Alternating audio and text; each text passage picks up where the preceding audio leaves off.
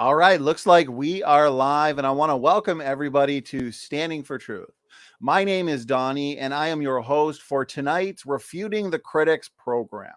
It is a privilege to have our team geologist, Professor David McQueen, here to address some arguments specifically made by Dr. Hugh Ross, a well-known Old Earth creationist. My brother David, I appreciate you being here. I'm looking forward to this, as I know the audience is as well. Tell us, how are you doing today? And maybe a little bit about what we are going to be discussing for this show. Yes, I am very thankful to be here.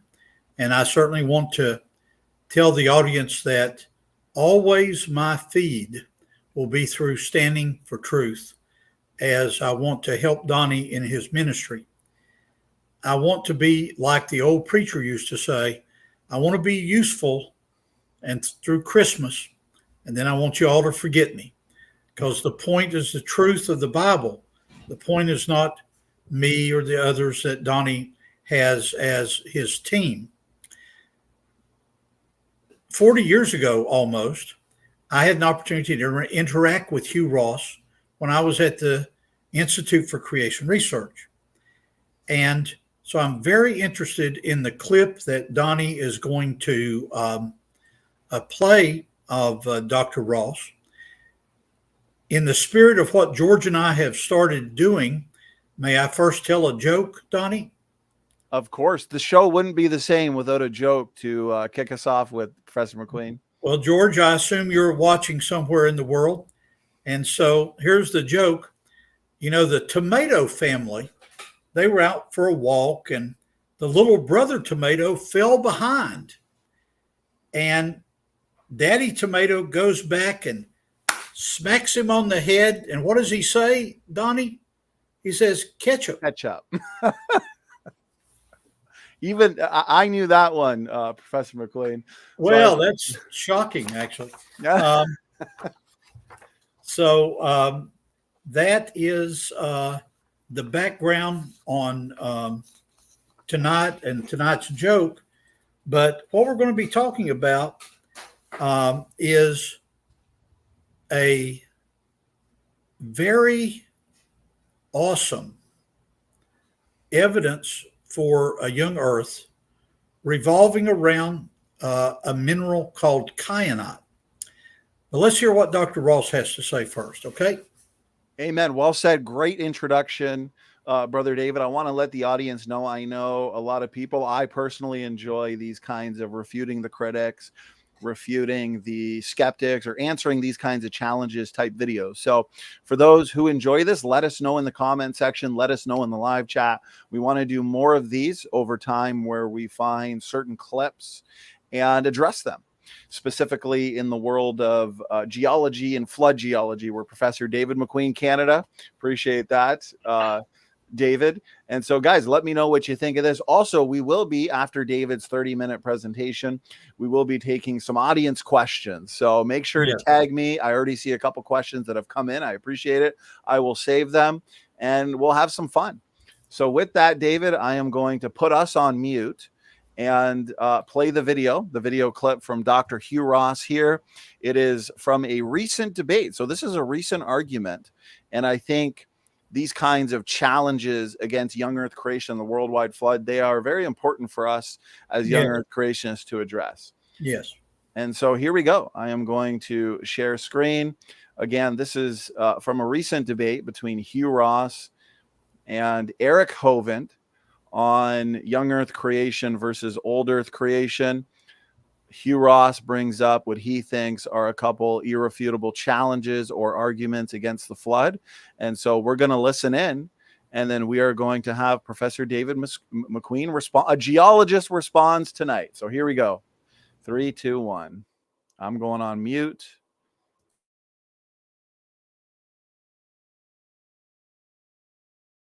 And caused all these fossils to be formed, also caused these layers to be rapidly formed.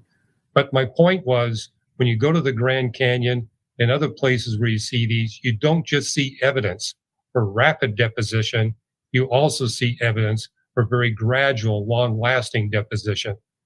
And Okay, you so also I've see got- metamorphosis. Metamorphosis is not a process that can happen quickly. Getting a fold, like you were saying, that can happen quickly. Metamorphosis is something that cannot happen quickly. You need a lot of heat, and you need a lot of pressure. Again, my young Earth friends I've talked to about this, they appeal to radically altered radiometric decay rates to get the heat and pressure happening in a short period of time. But again, that contradicts what the Bible clearly states. No change in the laws of physics. So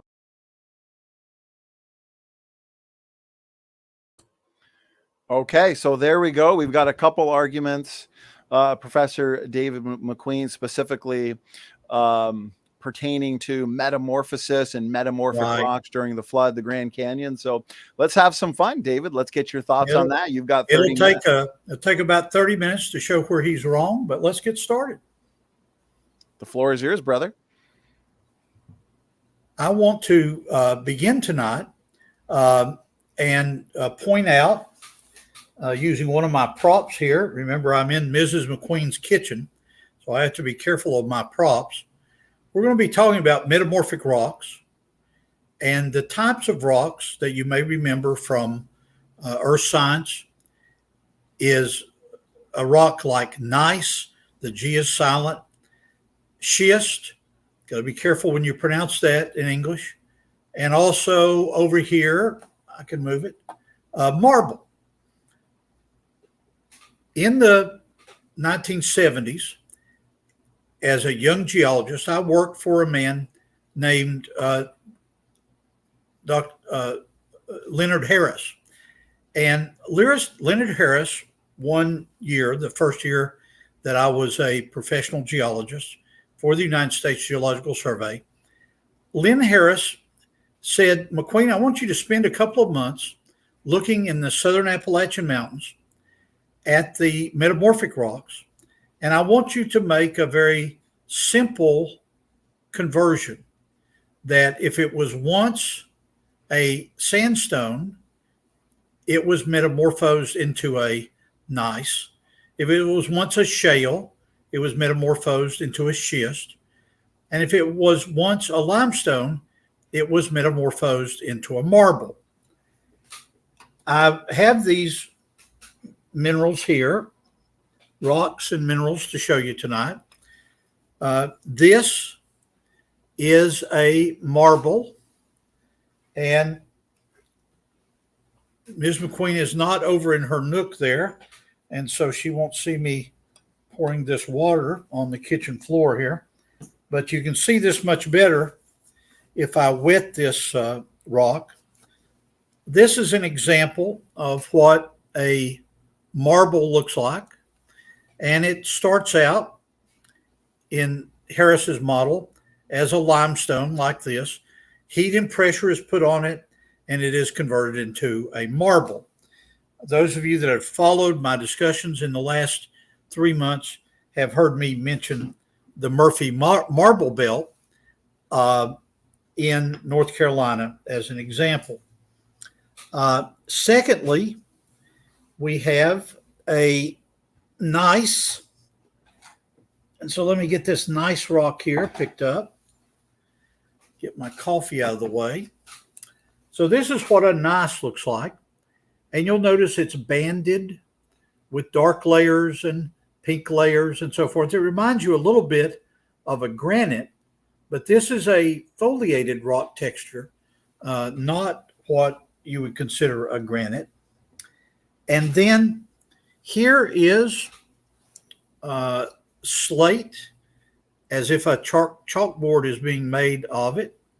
So this is slate here, and slate is a kind of schist, if you will.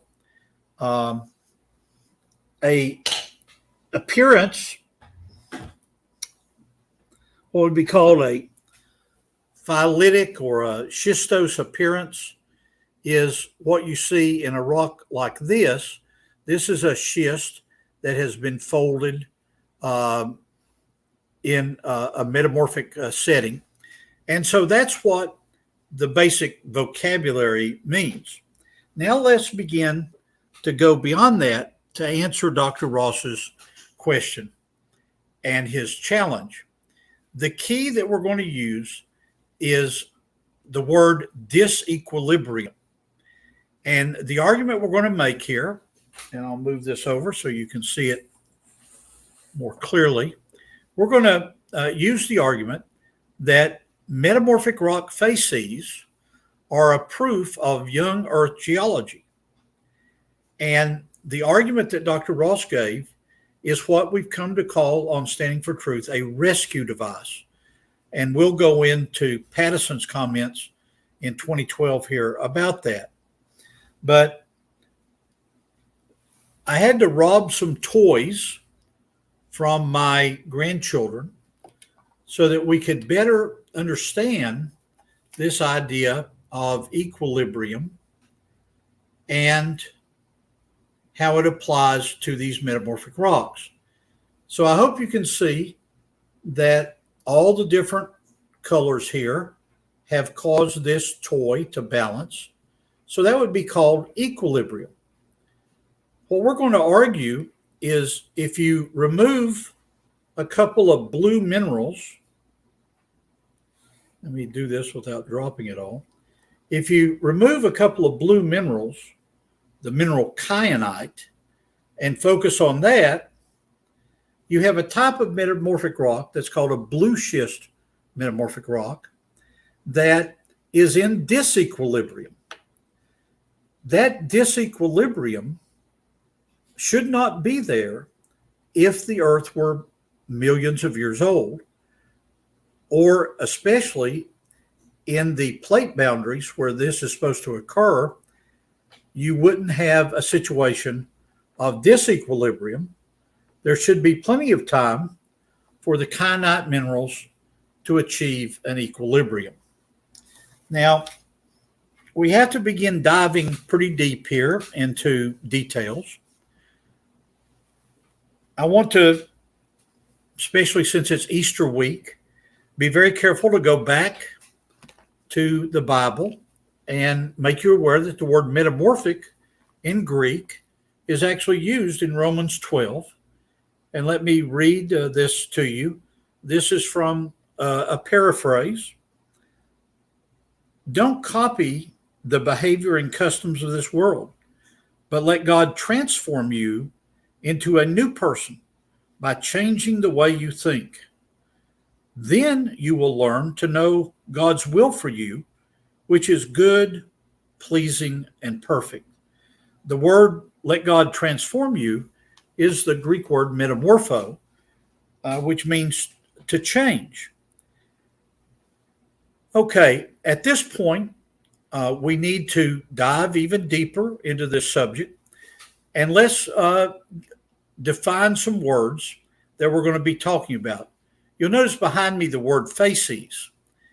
If you've had college geology, you know that the word facies is often used in regard to sedimentary rocks, but that's not what we're talking about here. The word facies comes from Latin, and it means either the aspect or the appearance of something.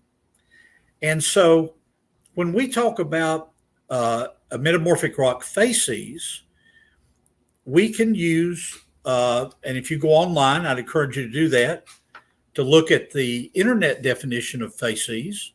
It reads this way: a set of metamorphic mineral assemblages repeatedly associated in space and time, such as that it has a constant and predictable relation between mineral composition and chemical composition, and the facies concept is based on observations in the field. Now, I have an undergraduate degree in geology from Tennessee and a master's at Michigan. I was forced to take physical chemistry there, which talks about this kind of facies relationship, phase diagrams. Everybody bought a bumper sticker which said, honk if you pass PChem. Well, I struggled, as most of my buddies did, to even make a C in it. And so the idea of facies needs some explanation that would help us to understand what in metamorphic rocks is meant by facies. And since we're in Ms. McQueen's kitchen, I have robbed some things from her to be able to make this analogy mean more. Let's think about facies like we're baking a cake with each mineral, kyanite, muscovite, mica, garnet, all the other minerals. Each of them is a recipe as we bake a cake. So our goal in all this is to end up with cheesecake swirl. But we need everything that's in this box to be able to do it.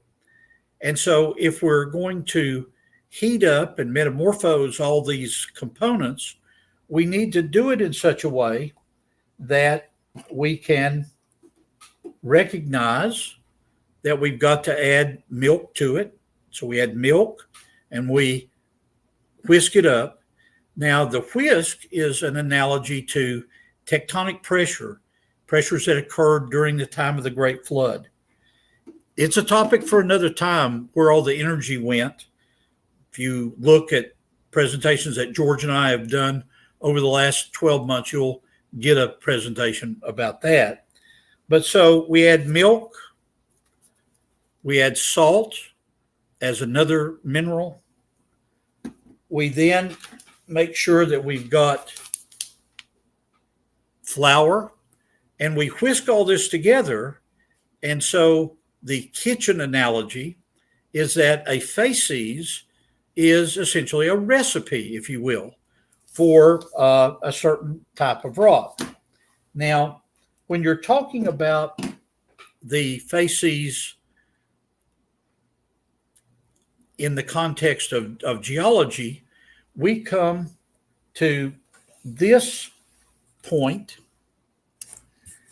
I would encourage you to look at Pattison's 2012 American Geophysical Union abstract, in which he talks about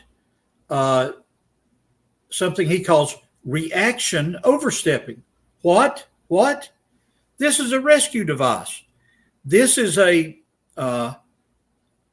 graduate level kinetic phase chemistry vocabulary that tries to get around the disequilibrium argument. As the young people say, that's not true. What is true? Well, let me get this chart down and bring up the next one. And here we go in this critique.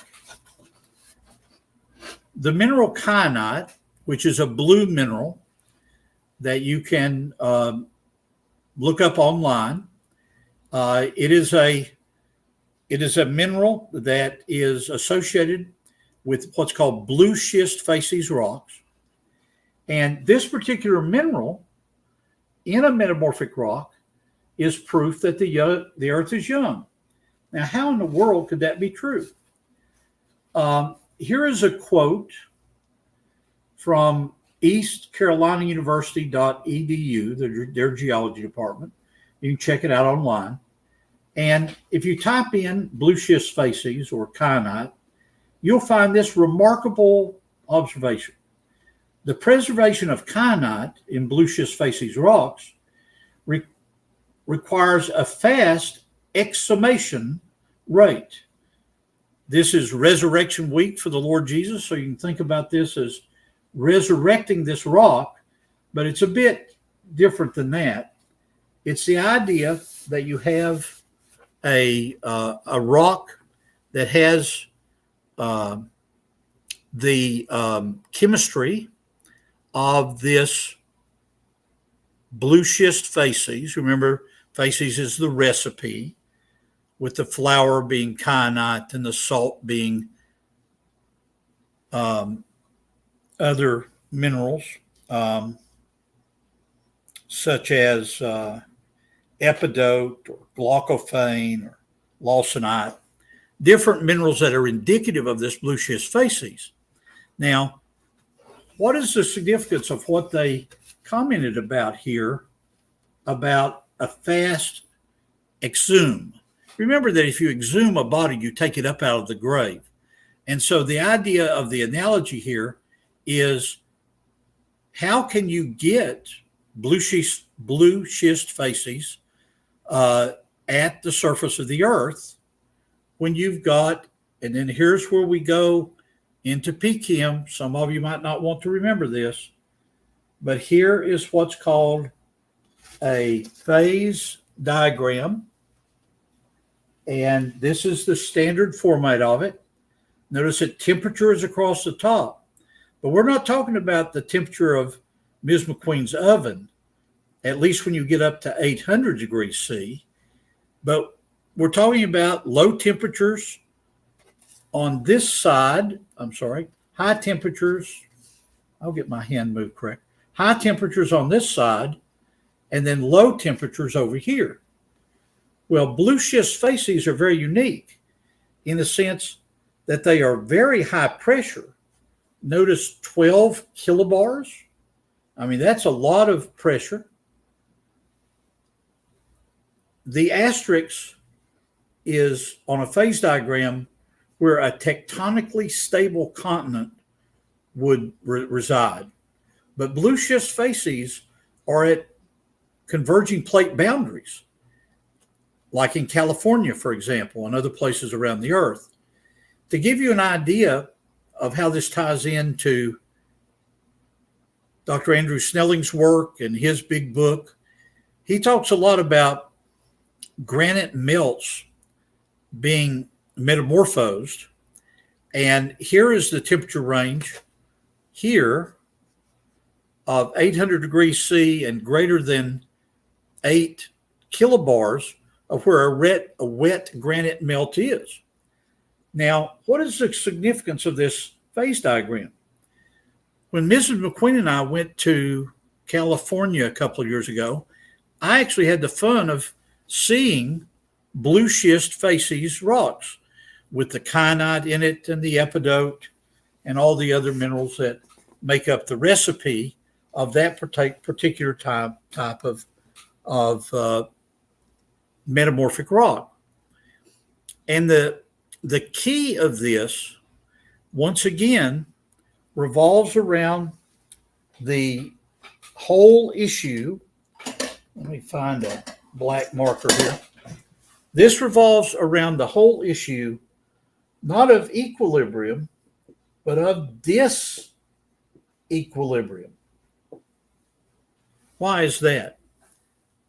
The assemblage of minerals that are in blue schist facies rock, if they really were millions of years old as they rose through the crust and were subducted and then came back up to the surface north of San Francisco, California, they should be in equilibrium. Now, here's a concept that's hard to get your mind around, but we'll work on it here for a minute. You're all used to me talking about pouring salt into a glass like this. And you see the salt at the bottom of this glass here. That salt eventually will go into solution and equilibrate in the liquid. Well, what we're talking about here is the equilibration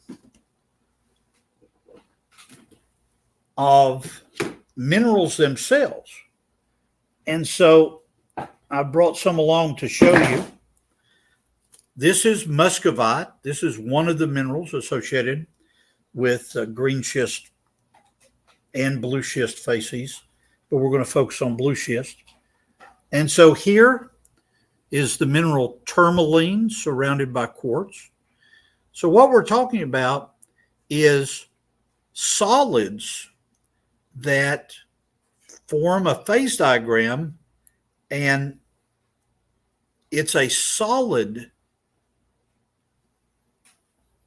solution, a phase, if you will, phase diagram. And so the argument tonight is summarized this way. The comment that Hugh Ross made about metamorphic rocks being unable to be explained within a flood geology standpoint is exactly backwards, because it is the evolutionary community, including my professors at the University of Michigan, people like the late Dr. Eric Cassine. He and I talked a lot about this problem that here, very close to where he went to school at UC Berkeley, very close to there, you find these blue schist rocks. Those of you that understand the vocabulary of chemistry will know about the word kinetics, and he would try to use a rescue device about kinetics, that there was something odd about that. Let's use Occam's razor. Let's look at what's the simplest explanation. The simplest explanation for these blue schist facies rocks is the rapid events of the worldwide flood that took minerals very deep and then exhumed them or brought them up from the grave. This kyanite arose, to tie it into Easter kind of. So it came up from the grave, and it's up at the surface of the earth, and yet it should not show this phase equilibrium. The evolutionary argument is that it should equilibrate over millions of years, but the fact that it's not in equilibrium is an argument for the young earth. Donny, do you have a follow-up question about that for me? As always, Professor McQueen, that is very good, well presented. And I love how you break everything down in a science lesson type way to make it understandable for everybody. So basically, what I'm hearing from you is the challenge or argument presented by Dr. Hugh Ross turns out to be a challenge for his model, Old Earth creation. Exactly. And let's go back to this again, so that I want to challenge Erica and the geologists that feed into her discussions behind the scenes, apparently. I want to challenge one of these men that have had physical chemistry, have had petrology like me, to explain this diagram. Because here you've got the blue schist rocks that are right here.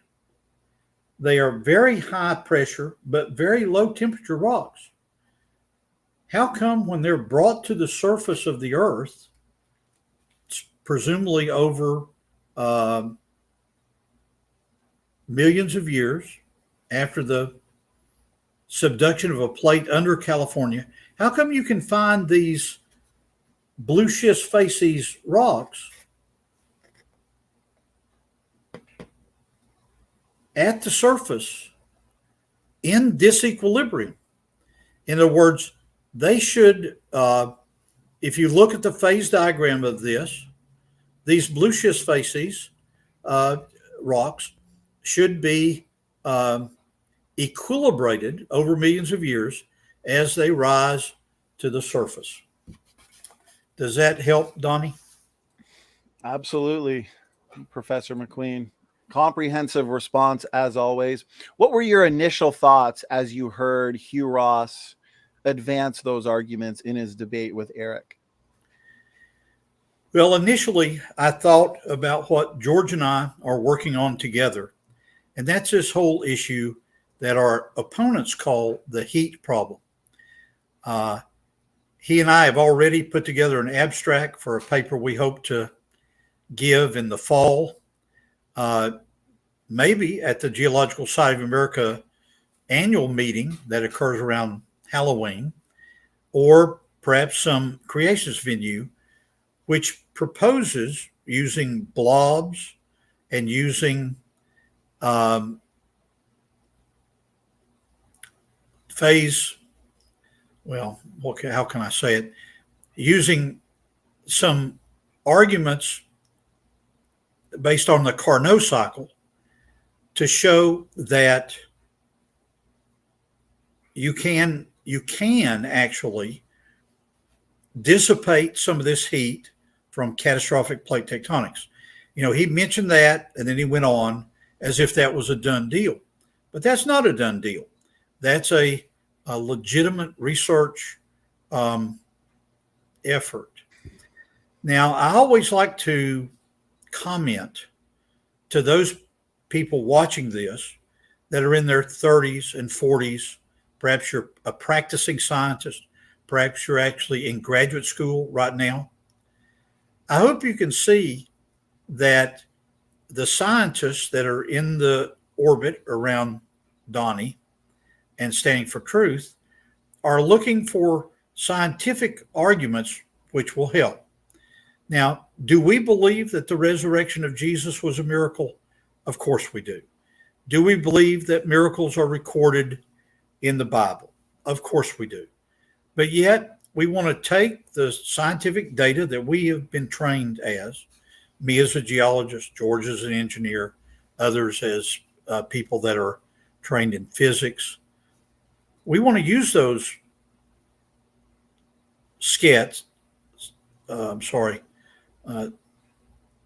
we want to use that toolbox that we've been given to explain in the way that Newton and the others talked about, where we can think God's thoughts after him from the standpoint of math, physics, and geology. Well said, Brother McQueen. In Hugh Ross's arguments there and his, I guess, challenges, he almost seemed to scoff at the idea that some young Earth creationists look to accelerated decay in the past. He didn't, as you pointed out, he didn't really elaborate on it. He kind of just threw that out there and then moved on. So my question to you, is there good scientific evidence for accelerated decay, either at creation or even in the flood? Yeah. At 7:30 my time, or 30 minutes from now, I'd like to take a 5-minute break, and I will go get some of my whiteboards that I put together about the whole issue of accelerated nuclear decay. And we'll talk about that some after a 5-minute break. Is that okay, Donny? Absolutely. Absolutely. It's a heavy topic, and you've done numerous debates, I think over 10 at this point. For anybody in the audience that wants to see those debates, you have debated many prominent critics in the world of creation versus evolution. And so I highly recommend people check that out. Those debates range from accelerated decay to the age of the earth, the worldwide flood. Exactly. Brother McQueen, I wanted to ask you, based on what you were saying earlier about the heat problem, I've had the honors and the privilege to witness a lot of the behind the scenes work and research you and George Bond are doing to solve that issue. And I really look forward to the possibility of having published work in the future, like you were saying. And so basically my question is, brother, where a lot of creationists, some creationists at least, would look to or invoke a supernatural explanation to explain the removal of all this heat. In your research with George, are you finding that there may indeed be a scientific explanation for how this heat was removed? You know, the issue you bring up is so very important, especially to the young scientists that are getting into a discussion of creation and evolution, about a discussion about what the Bible says about things. A book that I would recommend that we all reread between now and Christmas would be C.S. Lewis's book entitled Miracles, a Preliminary Study. And in that book, he points out that some of his circle of friends that he had discussions with, and if you know anything about C.S. Lewis's life, you know that the Lord of the Rings, J.R.R. Tolkien, was one of his coffee drinking buddies back in his days in the 30s and the 40s. And I love a quote from Lewis about those discussions.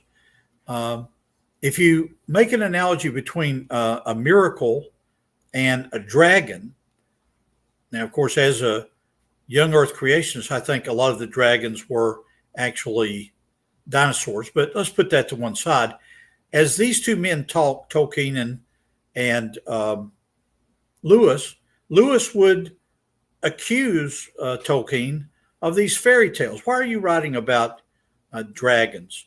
Nobody believes that there really were dragons in England in the old days. We don't believe that the Loch Ness monster is some kind of dragon or something. Well, Tolkien's answer was wonderful. He said, listen, Lewis, even if you don't believe in dragons, if there's one in your neighborhood, you have to make him part of your policy. And it's a great rebuttal to this. Perhaps there were miracles involved in all that went on during the time of the Great Flood. Certainly miracles occurred during the creation week, no question about that. But if we're moving in the spirit of Isaac Newton to think God's thoughts after him through mathematics, physics, engineering, chemistry, it is fun to see how far we can go in what our opponents would be forced to admit is a naturalistic way of explaining what some would say is a miracle. I hope that helps some of you that are thinking about this topic. Absolutely, Professor McQueen. I appreciate that. As new people join the live chat, as we are doing these response videos live, I want to recommend to people, especially once this is over, go back to the beginning. We played the clip from Hugh Ross, and essentially he is saying, and you responded comprehensively, Brother McQueen, metamorphosis cannot happen quickly. And so that's a major problem for the young Earth creation model. But I've heard many other critics, not just Hugh Ross. So this is obviously an argument that's repeated, Professor McQueen, over the last several years in debates. But this is simply not supported by the evidence. Isn't that right? That's correct. And you've got to take a deep dive, not into organic chemistry, which you're so good at, Donny, with all of your discussions about DNA. So not organic chemistry, but PChem or physical chemistry, phase diagrams, the first, second, and third laws of, and even the fourth law of thermodynamics. You've got to take a deep dive into that to see that a rock that contains, let me go down here and pull up this gneiss again. If this gneiss was formed in the early part of the flood, buried very deeply into the zone of high pressure and low temperature, where the kyanite and other minerals would be associated, like the cake that Ms. McQueen's baking.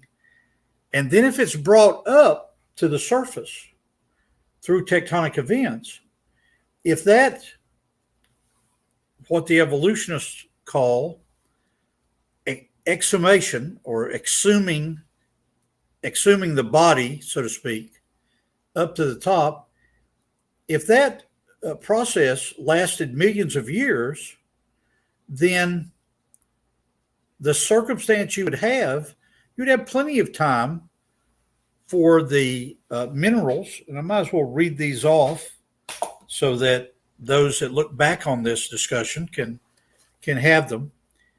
If you go to this East Carolina University website, ecu.edu, and you look up what they have to say about kyanite, there are a whole range of minerals which are essentially at a graduate level in geology. They're called glaucophane, which is a type of kyanite. It's a sodium amphibole, lawsonite, epidote, albite, chlorites, garnets, and muscovite, which I have here to show you. This is the old isinglass or muscovite. All of these are in what's called a blue schist index. And we want to use the word recipe tonight. It's what you might think of as all the different things in this box that, when put under heat, end up as a blue schist facies rock. But the evolutionary community considers the parent rock of blue schist facies material basalt, and a combination of basalt and seafloor geology. They're found along subduction zones, convergent plate boundaries. And if you go on a phase diagram even deeper than an kyanite or a blue schist facies, you get all the way down into what's called an eclogite facies, which are found in some parts of even of California. And so once you look at these minerals, you can understand better the way it works. Now, here's a little ad for my book. This book next year will have been out for 10 years. And this is a book I wrote about minerals. And it starts in a very basic way and then talks about how minerals tie into the lordship of the Lord Jesus. But it also has some Geology 101 things about understanding what's called the streak of a mineral and how to identify minerals and so forth. And so I would recommend that you get one of these books off Amazon. I like to have some fun with my own book. You know, you watch all these things on TV where they say, this will cure cancer. And for $9.99, if you act in the next 5 minutes, we'll send you 2 of these.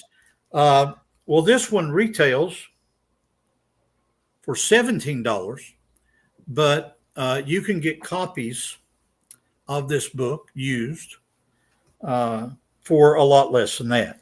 But all joking to one side, the topic of metamorphic rocks is extremely complex.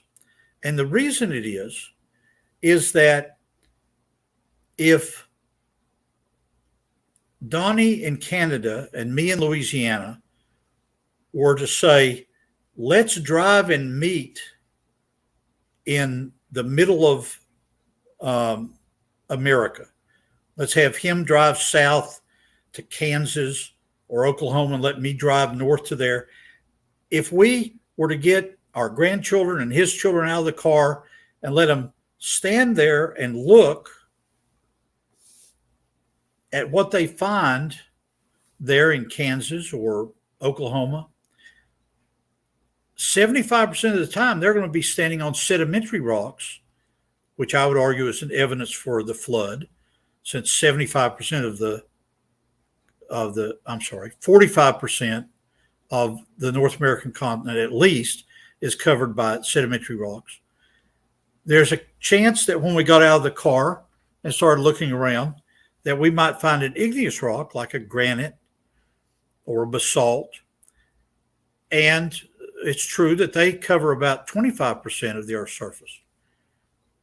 You have to go, as I've depicted on my photograph here, you have to go to a mountain chain and actually get in the middle of those mountains ordinarily to find metamorphic rocks.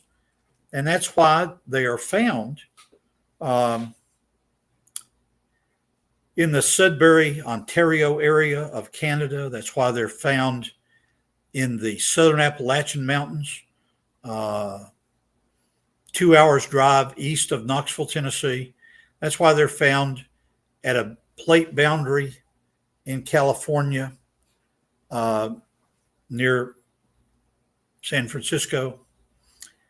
And so these are rare rock types that a lot of people, and I would even challenge Hugh Ross. I don't know. He and I first met almost 40 years ago. Who knows what he's done in those years, but maybe he's actually seen some of these blue schist facies rocks in California. If he and I ever debate, perhaps he'll let me know. What about some questions from the audience now before we go to that? I've got your bestseller here, Professor McQueen. Highly recommend, brother. Well written, great visuals. Really is a must-have book in any collection. Thank you, sir. I wanted to bring up real quick one of my own questions. Sure. And then we will get into some audience questions. So again, to anybody in the audience, especially those who just got here, we played a clip from Hugh Ross and Eric Hoven's recent debate.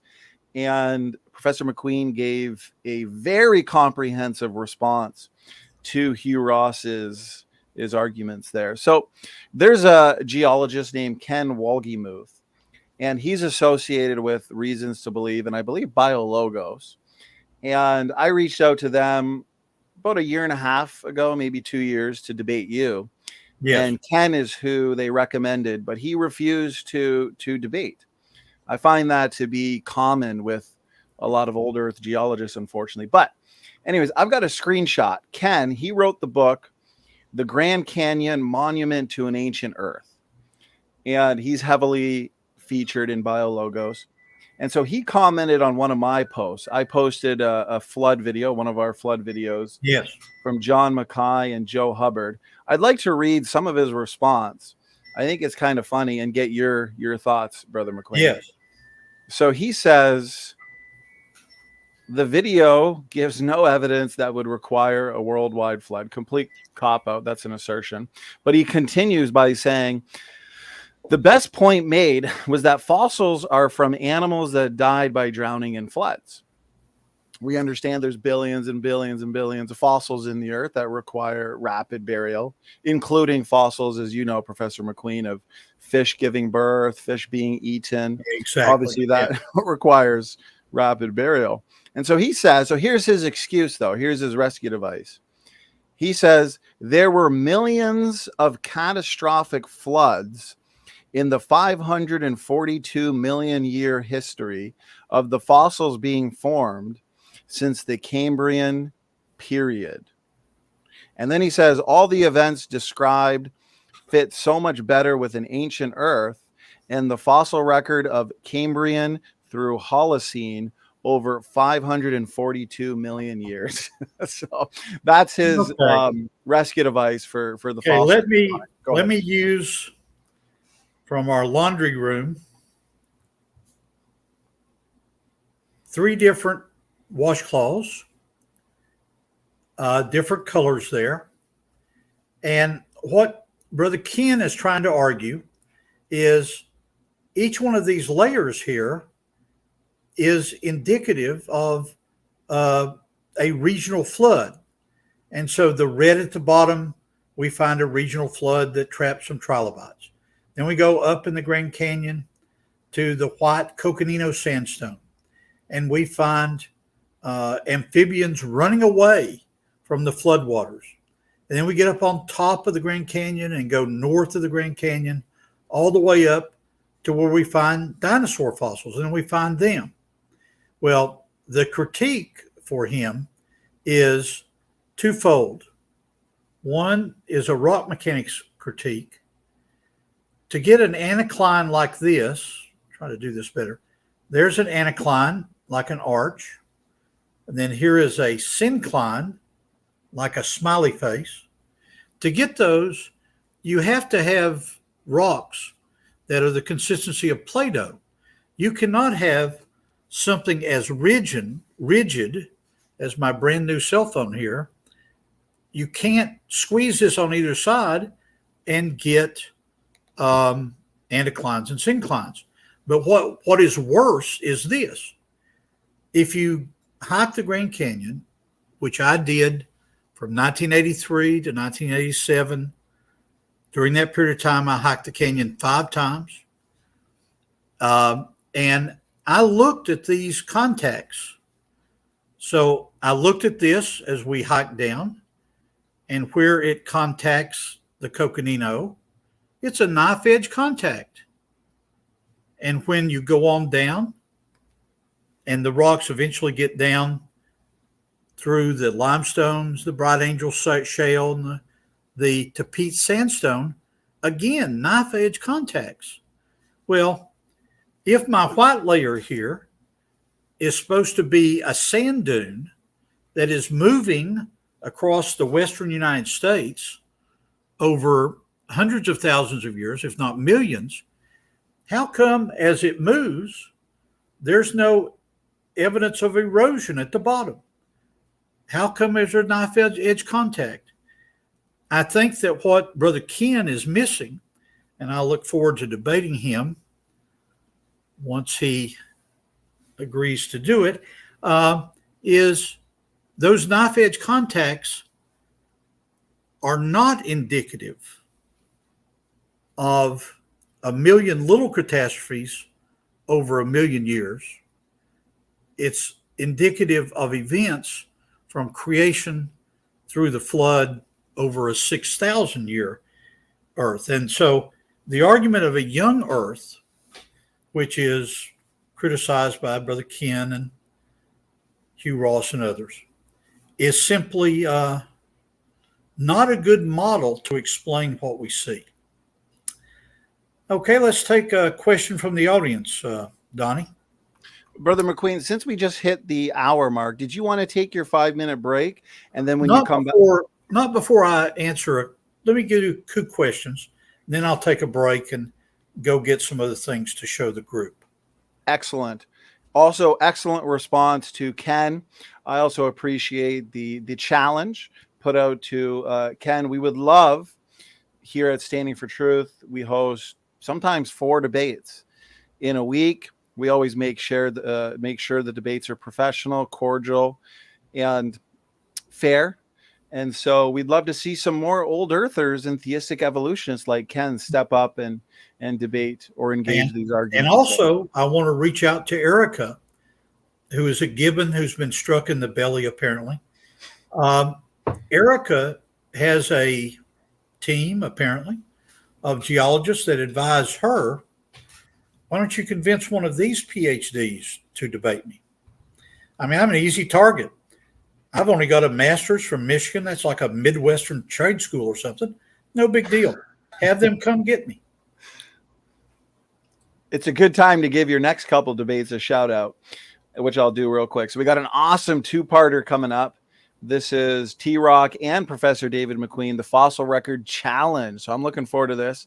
Ordering in the Fossil Record, Professor McQueen, part 2 or part 1. This will be about a 3.5-hour event, guys. So it's going to be comprehensive. David versus Grayson, and then T-Rock versus Grayson. And in a week, I believe it's the 12th, April 12th. Correct me if I'm wrong, David. You and Snake was right. We'll be debating young Earth creation. We also collaborate with Modern Day Debate. And so I've moderated several debates there, including 2 with you, Professor McQueen, with some big name evolutionists, King Crocoduck and also Conspiracy Cat. Let's see what my buddy George Bond, he had a question there that popped up. Here we go. George Bond, thank you so much, my brother, especially for all the research you and David are doing. So he says, secular geology claims the 90-degree bends at the Tapete sandstone is a result of heat and lateral compression. So why isn't there evidence of a metamorphism / crystallization, David? Yeah, very good. You'll recall that the Tapete sandstone in my little washcloth model here is the brown layer at the bottom of the Grand Canyon. Well, if you take the time that Dr. Steve Austin and me and others have taken, Andrew Snelling, to study the Grand Canyon over years and years, you come to a point along the Colorado River where the Tapete sandstone is bent in a 90-degree angle like that. The late Dr. John Morris, who died this year, very carefully looked when he was doing his PhD work in geological engineering. He very carefully looked at the rock mechanics, the Young's modulus, the compressive stress of what it would take to bend at a 90-degree angle. And the evolutionary community says, oh, all you need is a bunch of heat and lateral compression.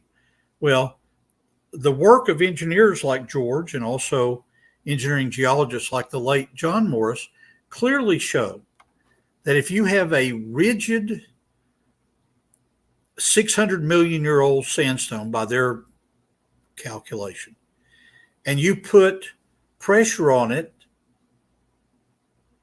what is my cell phone going to do? It's not going to fold. It's going to break. And then I have to go through the hassle of getting another one. I don't want that. And so I'm not going to compress a rigid object. And George's point is very well taken. If you look at the minerals inside the Tapete sandstone, and I've got one of them down here in my group of minerals to show you. So here is one of the minerals. This is the mineral quartz, and I hope you can see that it's a singularly terminated quartz crystal. If you tumble this in water and then make it into a sandstone that have got grains in it that I've observed myself that are basically less than 5 millimeters in diameter, some of them less than a millimeter in diameter. When you look at that and try to present the argument that there has been a metamorphic pressure, you should see the phase chemistry that we've talked about, where the quartz is compressed.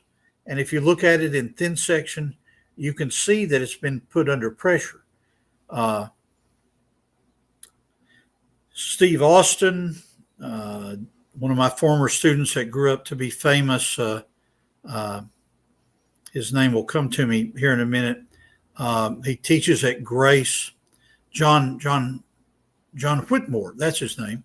Dr. John Whitmore has shown that these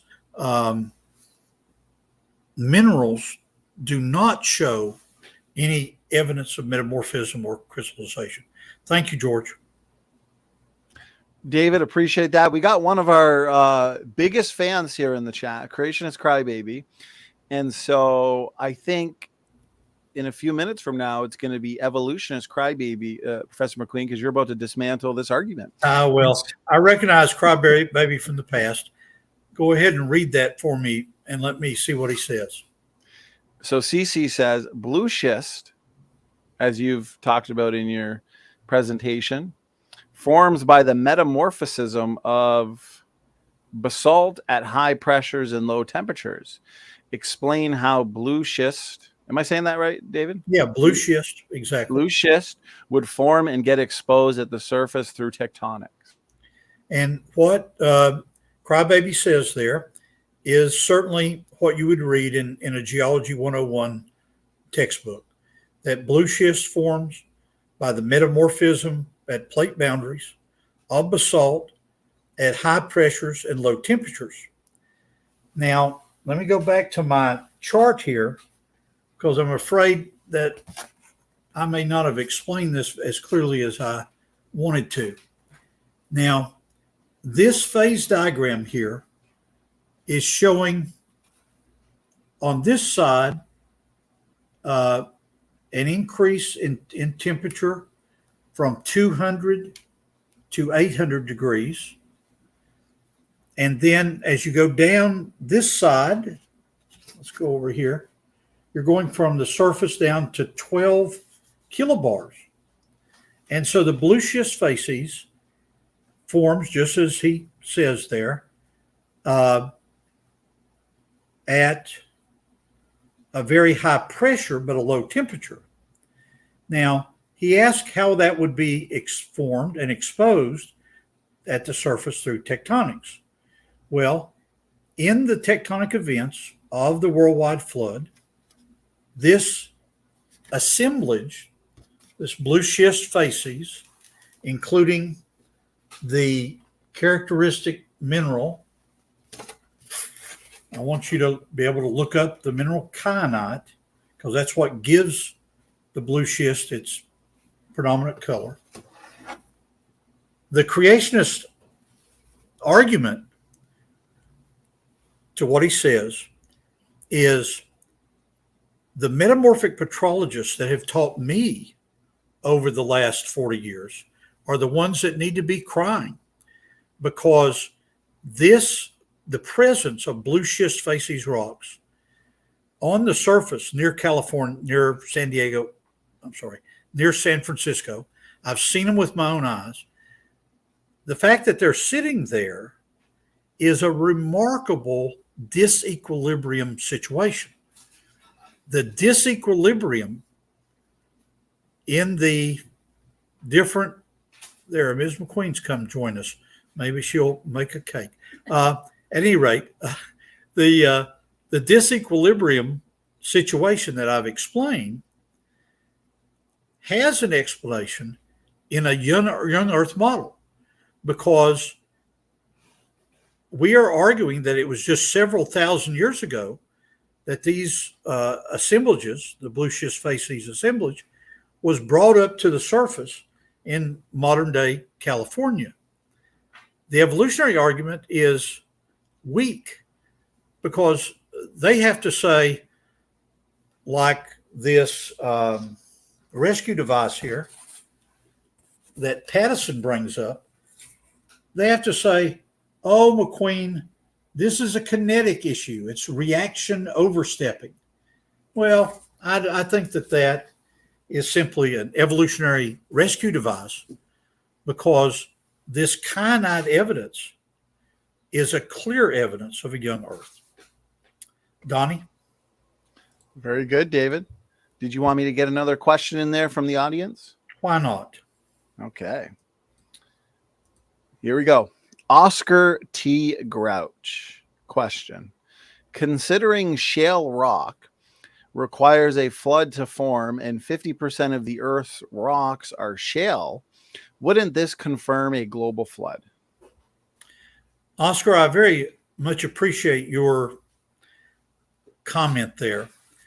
I have, in the last 3 months, contacted my old friend, Dr. Steve Austin, and I've asked him, how much of North America would you say would be covered by Salk sequence rocks? This is sandstones and shales and siltstones.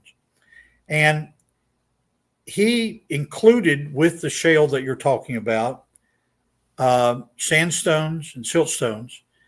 And he gave a number of about 50% of the Earth's surface.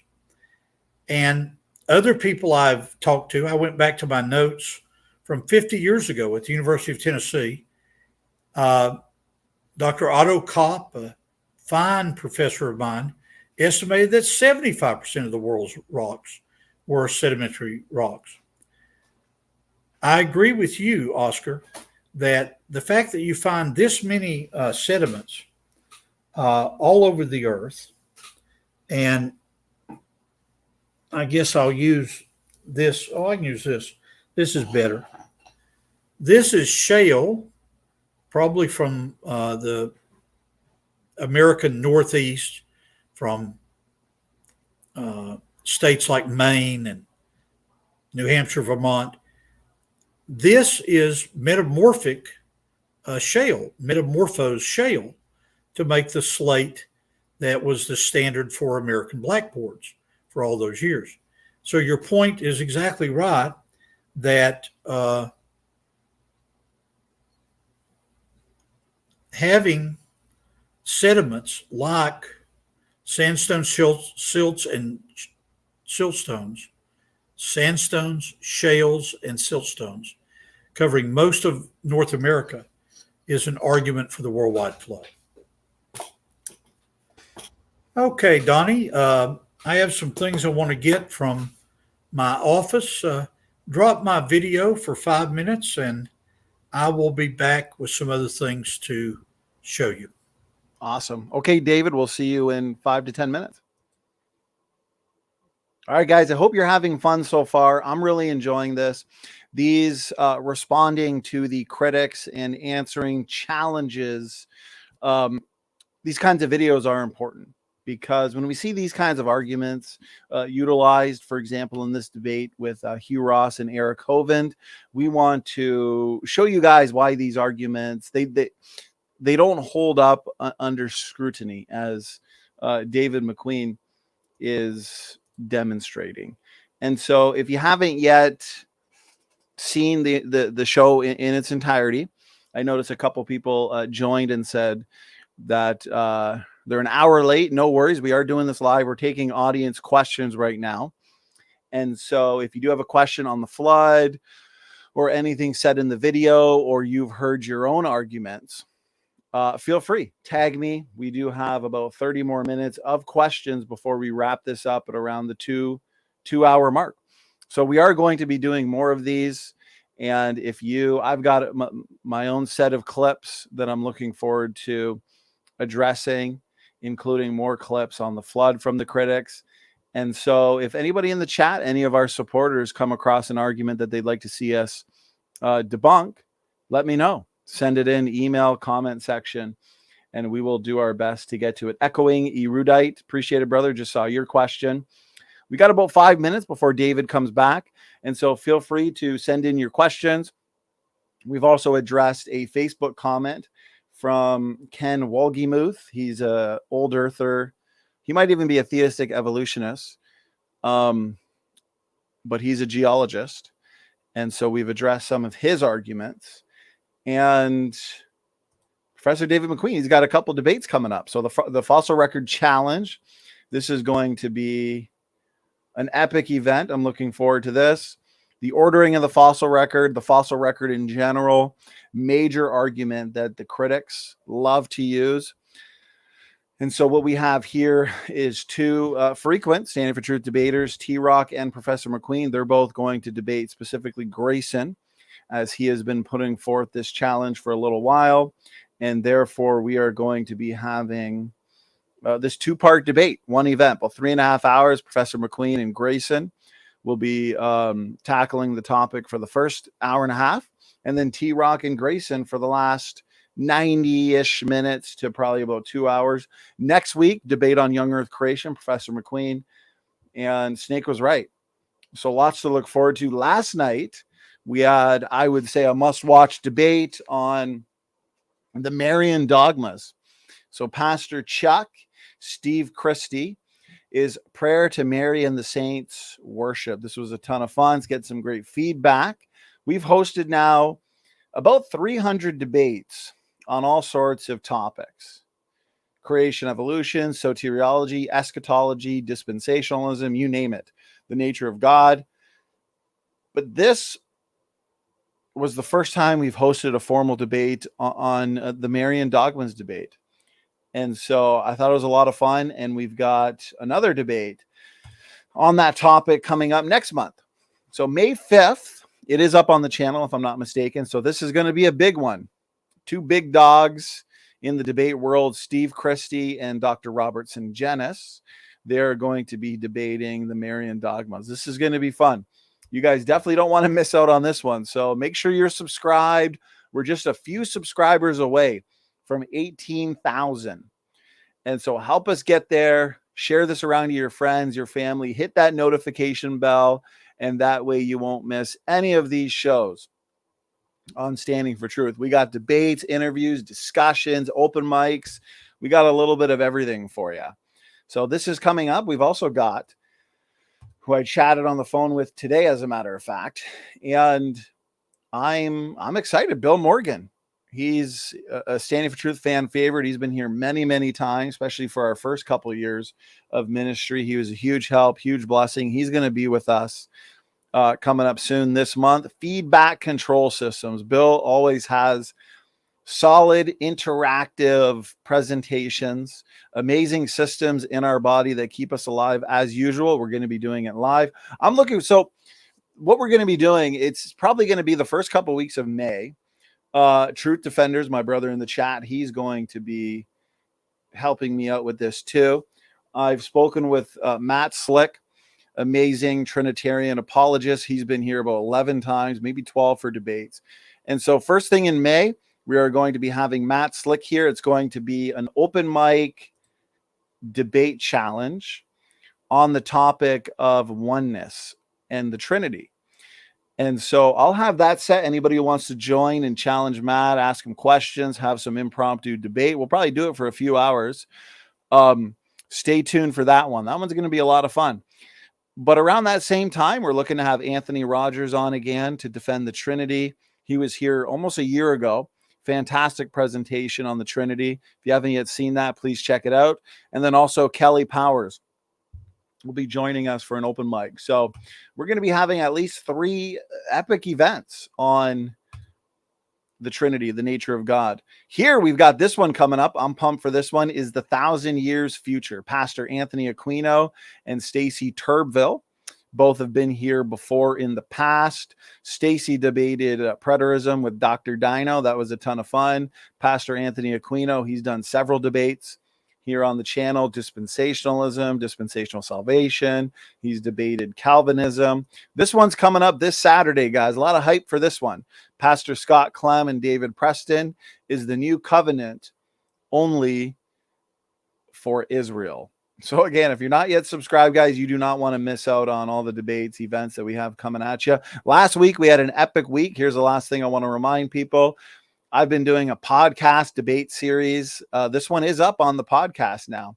And there's about 130 episodes on the SFT podcast. You can find us on Google, Spotify, Apple, all of your most popular podcasts. I know a lot of people prefer podcasts, listen to audios all day. So please check that out. This one was human chromosome 2 fusion, about 3 hours on just this one controversial topic. It's a hot topic. It's a technical one, but it's really the only debate out there of its kind. And so if you're looking for, especially if you're on the fence and you're not sure what to do with the whole human chromosome 2 fusion argument, check out that debate. You'll see 2 solid representations of both sides of the equation, Grayson being an evolutionist, me being a creationist. And I think you'll come away from this debate having learned a thing or two, put it that way. And looks like my brother, Professor McQueen, is back, and we missed you, David. It's been an excellent show so far. Time has flown by. I'm surprised we're sitting here at an hour and 15 minutes. I feel like we just started. So as always, it's a pleasure. I hope you're refreshed for our second half here. We got lots of questions. David, how you doing? I want to introduce a topic that we can think about the human population. Mm-hmm. But I want to compliment the leader of our group here, Brother Donny, the work that he's done over the last 2 years regarding the human chromosome and the biology associated with the whole argument about whether evolution is adequate to explain changes in the genome and the human population. I want to compliment him on that. And notice what he said at the end there about this very elaborate debate that he had about a particular chromosome. I hope those of you that are students of science can understand that here on Standing for Truth, we're not afraid of diving deep into whether it's the issue of genetics or biology and other things. And some of the arguments that we have heard, Donny and I, over the last couple of years, they'll say, oh, McQueen, How come we don't routinely find human fossils amongst the dinosaurs and buried down with the sharks and so forth? Well, here's an argument that I've become aware of through the research of my wife, Shirley. And I'll use the Louisiana state map here to illustrate this. Here is the state of Louisiana with New Orleans down at the bottom there. And here is the place where I live that's called Richland Parish in northern Louisiana. And I've colored in that parish there.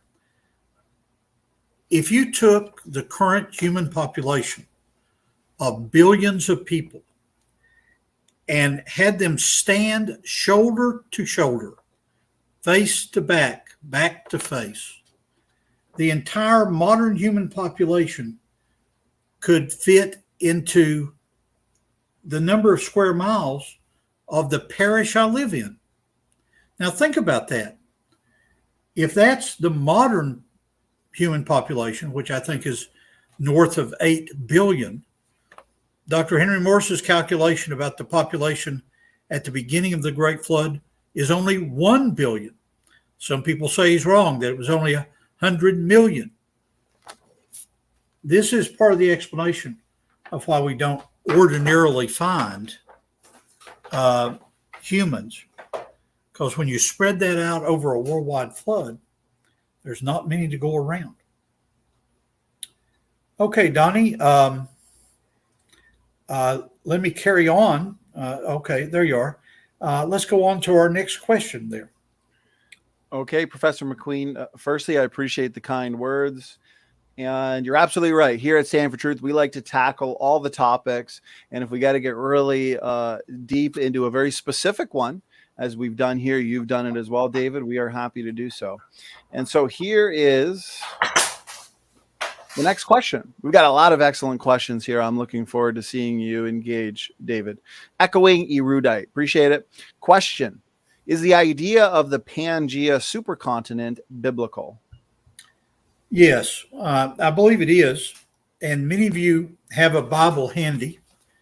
For those of you that don't, I'll use this paraphrase here, which is called the New Living Translation. I call it a New Living Paraphrase, but it'll at least get us close to a discussion of the one world continent.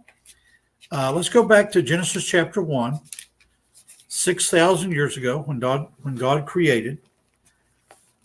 We all have probably first verse we ever read was, in the beginning, God created the heavens and the earth. So it's heavens plural and earth singular. And the earth was formless and void and so forth. Then it comes down and it talks about the creation of light. That's the end of the first day. And then the most complicated part of the creation week is what is meant on the second day by the waters above and below the firmament. That's a topic for another day. But then we get up to the third day of creation in verse 9, and notice what it says.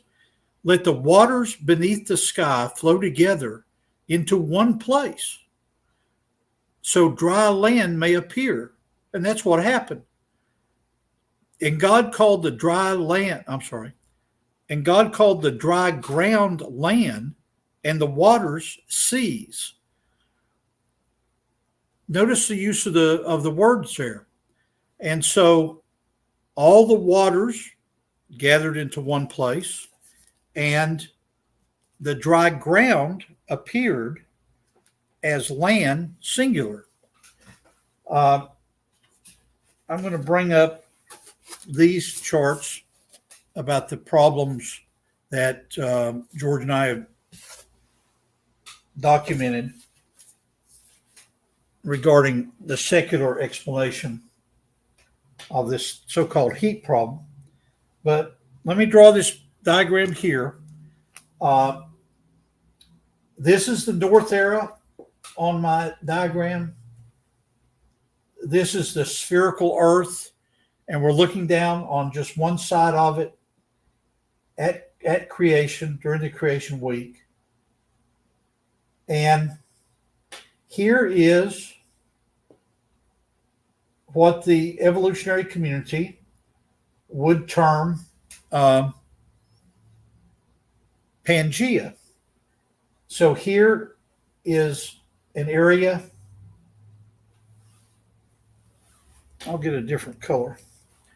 Here's an area called the Tethys Sea. So that this is water out here all around the earth. And then this is the Tethys Sea.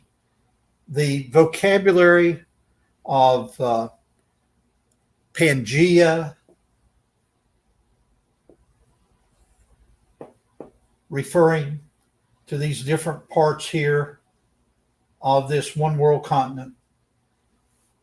If we speculate that most of the people from the time of creation up to the flood, which might be 1 billion people, if we speculate that most of those people lived in a coastal area, just like they do today, I think most of the world's population lives within a 1 day's drive of a beach someplace.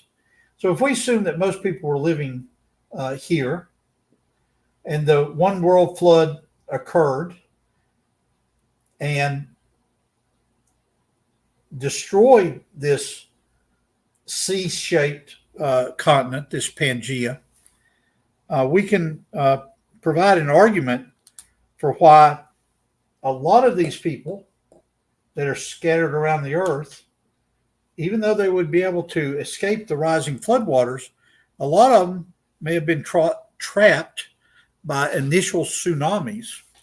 And if you're drilling down into the earth and you end up with a core sample about this size from 10,000 feet down, the probability of this core going down in the Gulf of Mexico or offshore Nigeria and actually intersecting a human fossil is very rare. But what makes it worse is that when I was a college professor around 1980, there was a geologist on the rig that would actually look at the cores and the samples that would come up. But nowadays, they have an individual that collects these samples, puts them in boxes, sends them to Frankfurt and Dallas and Sydney, Australia, to headquarters where they're looked at by a professional geologist. If he were to find something in there that looked like the red blood from some human, he would dismiss it as something to be discarded. What I would suggest is you think through the fact that he's discarding it because of a philosophical position, what technically is called epistemology. How can you know what the truth is? Well, if your worldview would tell you that humans evolved millions of years after snams, that's a combination of a snail and a clam, a snam. But if so, you got snails and clams very low in the rock record. If you were to find a human fossil down at that level, philosophically, the evolutionary geologist would dismiss it. Okay, right. Next. I really appreciate and love how comprehensive your responses are to these good questions, David. Somebody in the chat, Pickled Grammar, appreciate it. They just had kind of a follow-up question, I guess, to what you're saying. They're asking how you came up with that landmass, I believe, on the okay. board. Let me use. Let's see. Because I reuse my small whiteboards, I think I may actually have it on the back. Yeah, here we go. Here's one of the ones I've reused. Now I've got to get it where you can see it here.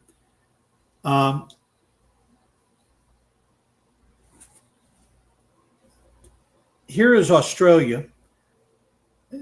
Because of my friend George, Australia is in its proper place near the center of the earth, back in the time of the Great Flood. These red marks there are what we have called blobs, B-L-O-B-S. But let's look here. There's the part I want. There we go, over on this side. You notice on this side that the protrusion of Brazil actually fits quite well when you put the continents back together into that part of Africa that is like offshore Nigeria. And so the way that we get this C-shaped continent is by taking the modern continents and moving them back into their position at creation 6,000 years ago, and before they were broken up by catastrophic flood geology. Okay, next question. Very good, Professor McQueen. I had a couple of my own questions out of curiosity. So Sure. Would your specific model of flood geology, would the pre-flood world have really deep oceans or mostly seas not quite as deep as something like the Pacific Ocean today? How would you view that, Brother David? Okay, let me think about the answer to that. The evolutionary community believes all modern oceans are younger than Triassic or Jurassic.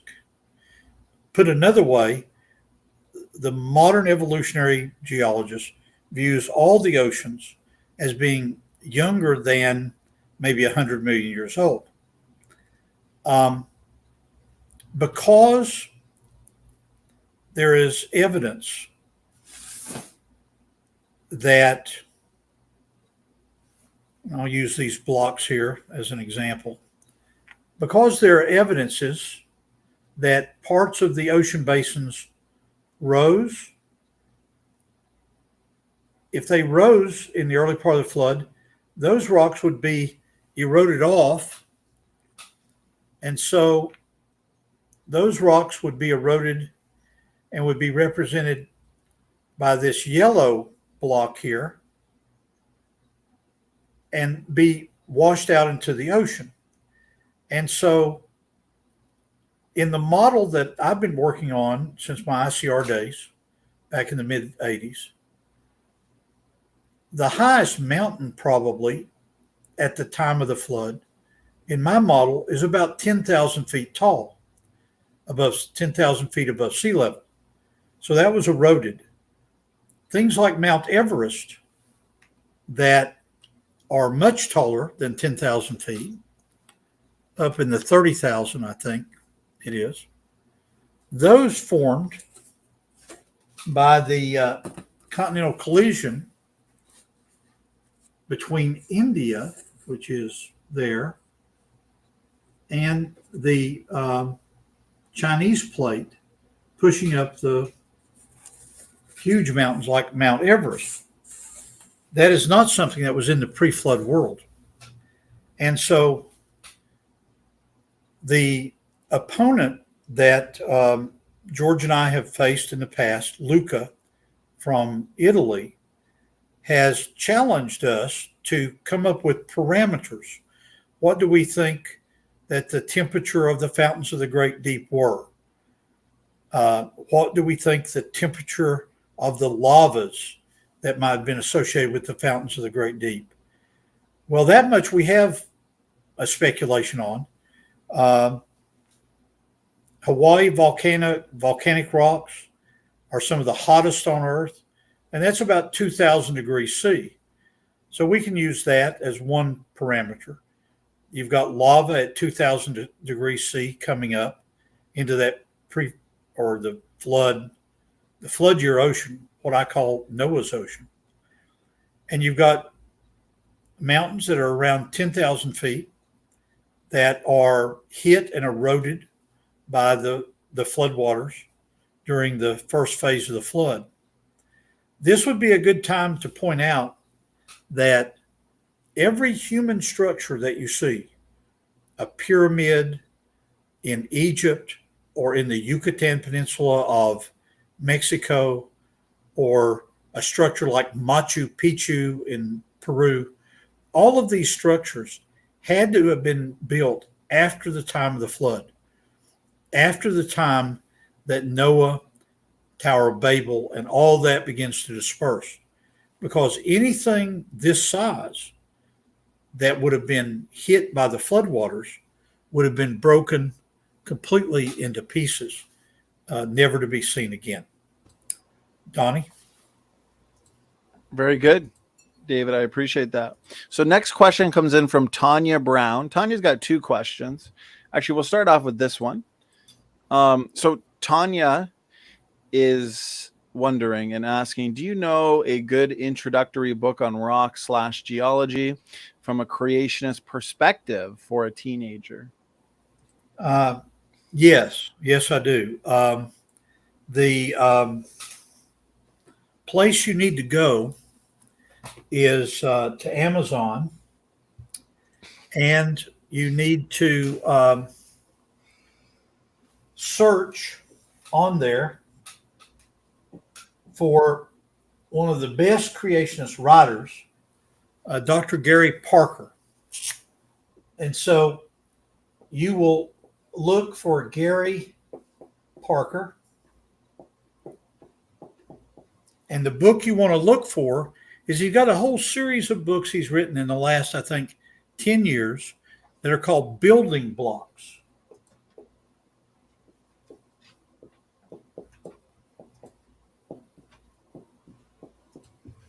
And the one that you want to emphasize for junior high is what he calls the building blocks of earth science. And he's got some great poems that he's written to go with it, like the flood geology viewpoint is that processes happen slow and long ago and very rapidly. The evolutionary viewpoint is long ago, very slow, to bring us what we have today. So this is very good. Ms. McQueen and I have submitted to our publisher a new book that's called Rock Forensics, that I have mentioned here on Stand for Truth in the past. And we're hoping to have that approved and perhaps published by this time next year. It's focused on a hypothetical little girl named Alice who goes around the earth and looks at rock and try to figure out, is this a crime scene? If I find all these fossils, is that evidence that a worldwide flood occurred? And so the crime scene then becomes what Alice discovers is, what is the crime? The crime was rebellion against God by all those people except the 8 on board the ark. That's awesome. Absolutely. I look forward to that being published. Also, you and I, Professor McQueen, over a year ago now, we did a mini series, Basic Geology, Advanced Geology. Right. And I think it almost might be a good idea at some point in the future to redo that series now that we got a lot more subscribers. A book I recommend on just general evidence for the flood would be Carved in Stone, Dr. Tim Clary. Exactly. So that's an excellent. Now, Donny, here is something that Gary Parker's working on right now. Certain paragraphs of Clary's book, I, as a professional geologist, don't understand. It's actually a very complicated book in certain paragraphs, in certain chapters. And so ICR has hired Gary Parker to write a simplified version of Dr. Clary's book. And that is to come out next year also. So that's something to look for those of us that don't understand every paragraph in the big book. Absolutely. I think that's always a great idea with these technical books. Have your general technical book. We have that at Standing for Truth, and then a book made more simple, made easy, kind of thing. So I think that's great, Professor McQueen. Okay, and Tanya's next question is: Are there any similarities between the Grand Canyon and the Turkey earthquake chasm? Could an earthquake be partly responsible for the Grand Canyon? Okay, I appreciate that, Tanya, and I'll answer it this way. I saw the video footage of this enormous chasm that was opened up in Turkey during that very powerful earthquake that occurred not that long ago. It's an issue that I've thought about since I first began discussing this with Dr. John Morris and Dr. Steve Austin back in 1980 when I first had contact with these men. And I don't think an earthquake is a good explanation for the chasm of the Grand Canyon. If you look online and you search under Dr. Steve Austin's name, you'll find that in the last couple of years, it's Stephen A. Austin, Austin, Austin. If you Google Austin, you'll find that in the last couple of years, he's developed what's called a spillover argument for the formation of the canyon. And the idea is that if this is a north arrow and this is the Grand Canyon looked down from above, after the time of the flood, there was a lake to the northeast of the Grand Canyon. That lake's dam ruptured and it spilled over into some of the cracks of the beginning of the Grand Canyon and eroded it from the Grand Canyon, washing all that sediment down into Baja California, and then from Baja California into that body of water between Baja California and Mexico. Dr. Austin, because of our long friendship, has assigned me to be a spillover evangelist. And so I argue that this is a better explanation for the Grand Canyon than some of our creationist colleagues. Now, those of you that might be new to this whole flood geology argument, I hope you'll find something very important in the way I said that. Certainly within the evolutionary community, there is a huge argument about how long and how the Grand Canyon was eroded. I remember that one of my major professors, Dr. Bill Kelly at Michigan, had produced a computer simulation showing the sequential formation of the Grand Canyon. Well, his movie was science fiction. If you actually look at the rocks and see the arguments, that's not a good argument that a river that is now about as wide as a football field at most and as deep as the distance from home plate to first base, that a river that size could have eroded through millions of years what we see. Better to have a very rapid spillover event. What is my point? Not only do we argue against the evolutionary viewpoint, but there are discussions within creationism. A fellow named Michael Ord has a different viewpoint about the Grand Canyon. Others have a different viewpoint about the Grand Canyon. Isn't it a good argument that when we do creation science, we really are doing science, so that we have a spillover model from Dr. Austin, and we've got other models from other creationists? Sounds like we're testing hypotheses. Sounds like we're testing different models to me. Does it to you, Donny? Amen. Very important, these kinds of in-house discussions that us young earth creationists engage in. That's what science is all about. Multiple working hypotheses, I believe, is also important, especially when we're dealing with events in the past. I'm curious, Brother McQueen, based on your drawings there, what in your opinion is the best evidence for the once existence of those lakes that basically would have spilled over, creating the Grand Canyon? Well, the audience should Google Stephen A. Austin. And over the last few years, I've been a co-author on one paper. Other creation scientists have helped him on it.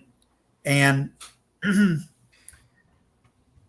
it turns out the evidence for this huge lake that is by some people called Lake Bonneville. Some people would call it Lake Hopi, named after one of the tribes there in the Grand Canyon area, HOPI.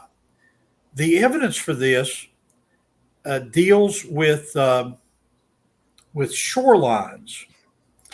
And let me see what I have here that would best illustrate that.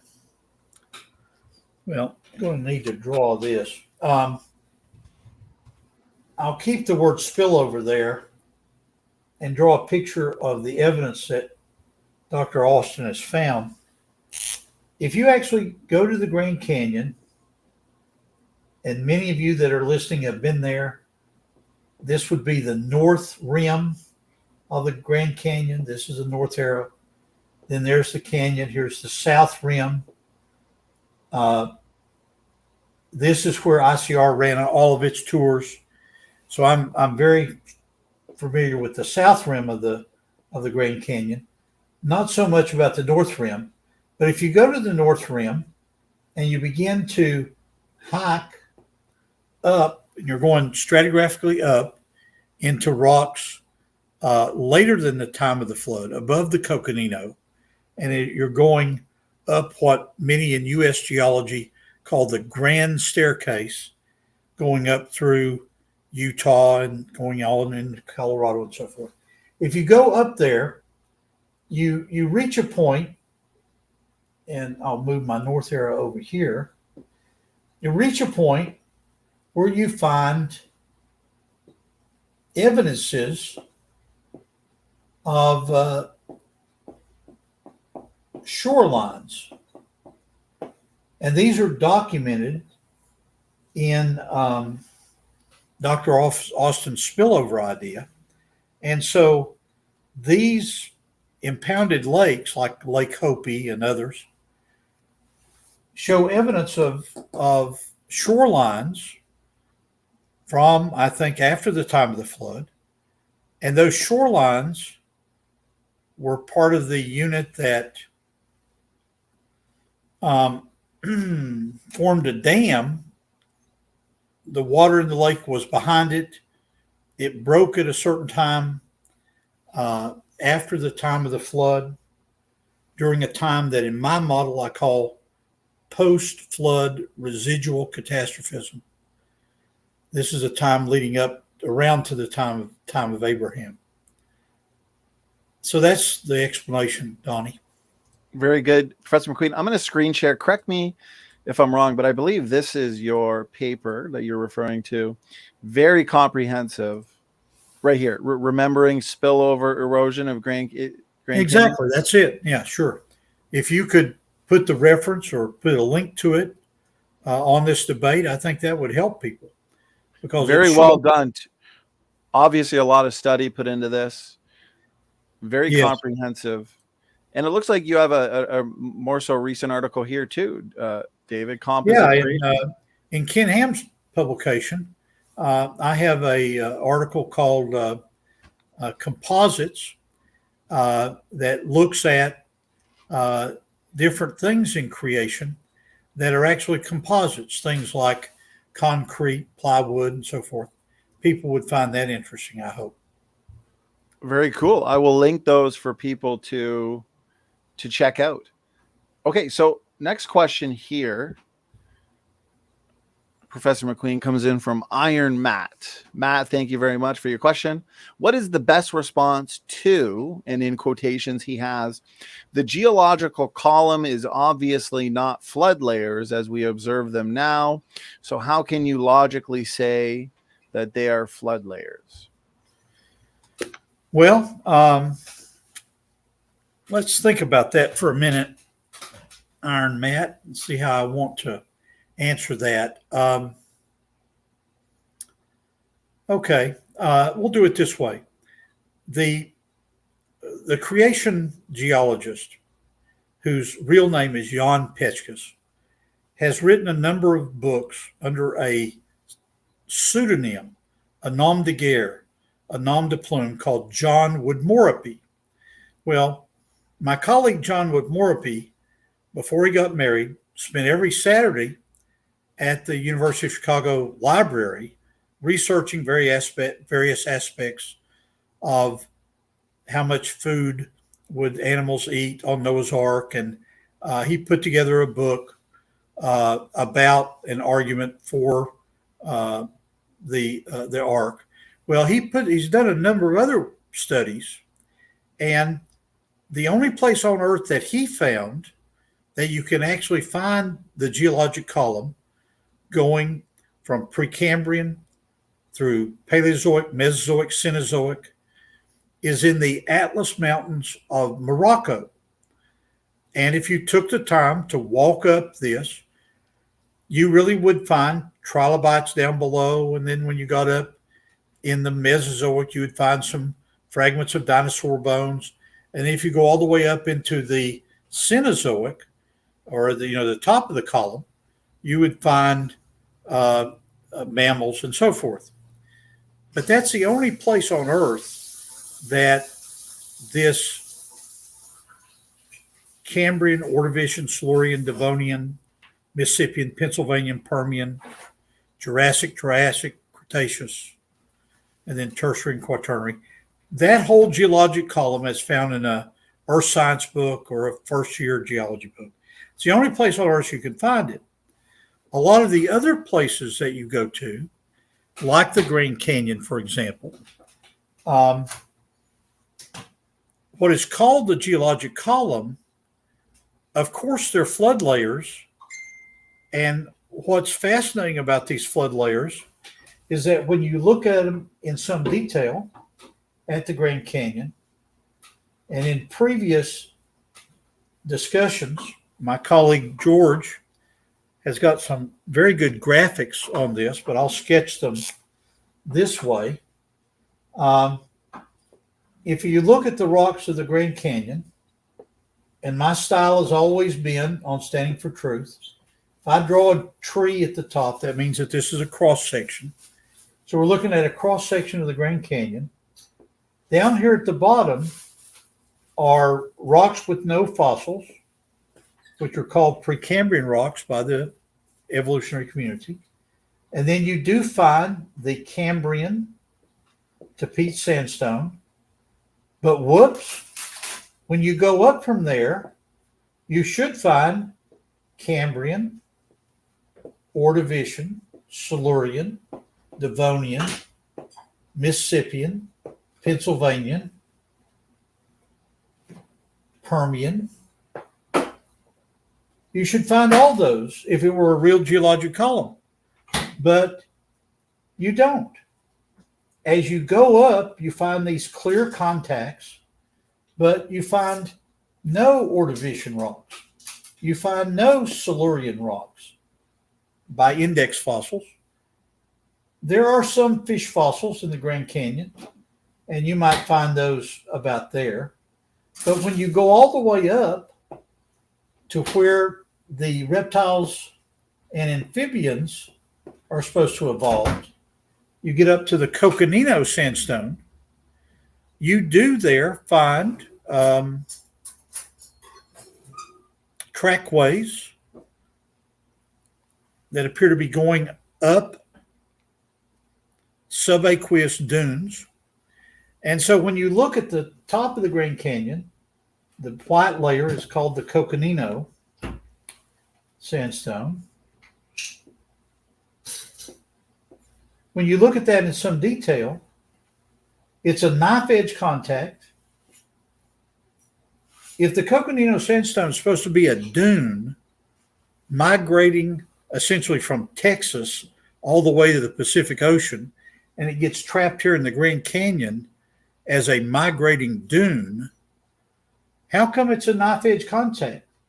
How come when you look in some detail at what we call cross-bedding in that, how come that cross-bedding is best explained as being underneath the water, a floodwater moving across and burying the sandstone with a knife edge contact below and above? You find the tracks of either reptiles or amphibians, but you don't find any of the fossils. The explanation that's best for that is that when this was laid down, another wave of the flood comes by and washes them out to California. So it sounds like we oftentimes find the foot tracks of various creatures like tetrapods before we find the actual fossils of the creatures themselves. That's exactly right. And that is indicative of a worldwide flood.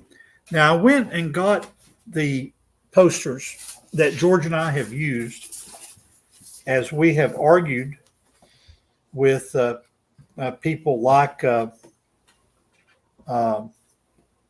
you can go back to July 2022 and you'll find a presentation that George and I did that pointed out some problems with the evolutionary critique of the heat problem.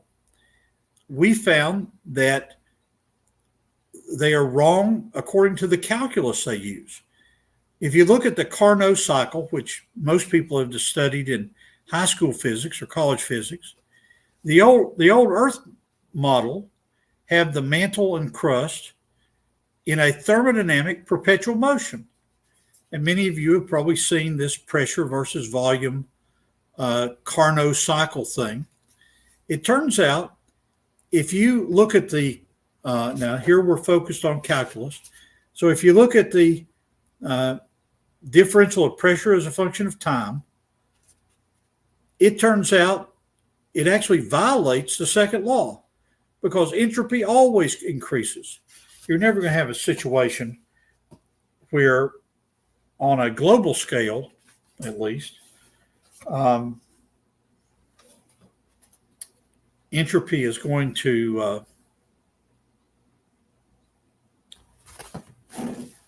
little bit tired here, so I got to read this.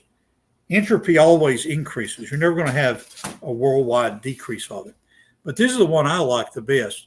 This is from an Australian physicist named Stacy. And he shows that this whole argument is wrong by mantle creep.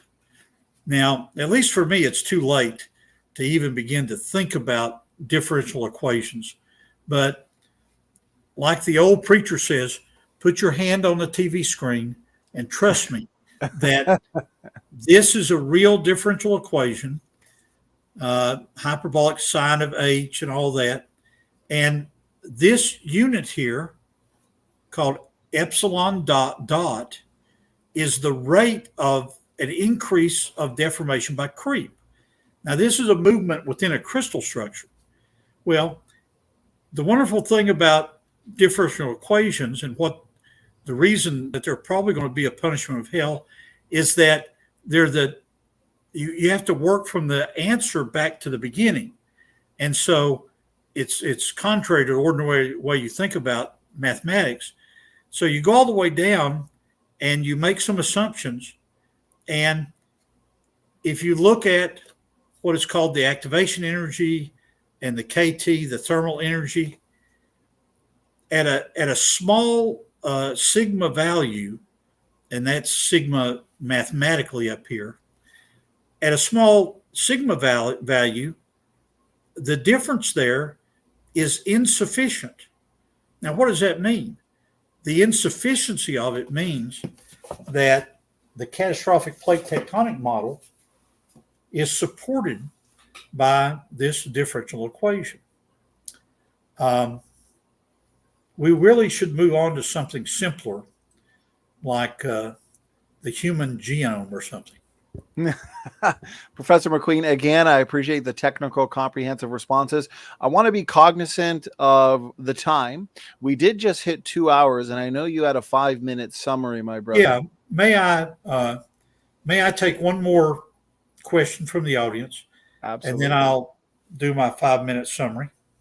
Okay, we'll do one more question from the audience and to the audience, because we have an audience that's so engaged, which I love and I appreciate in these important topics. We could literally answer questions all night. And so we will try and do another one of these as soon as we can with Professor David McQueen, and we'll be able to answer even more questions. So firstly, before I get to the last question, Justin, I appreciate the support, $10 super chat. God bless. Justin says, hope everyone is having a great night tonight. We are.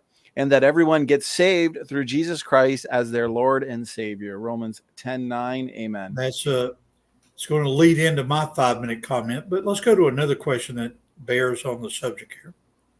Okay, so we will wrap it up. I agree with Justin. Amen. Let's go to another one. So here we go. We've got Jeremy Nolan. Question. He says, I read a science study.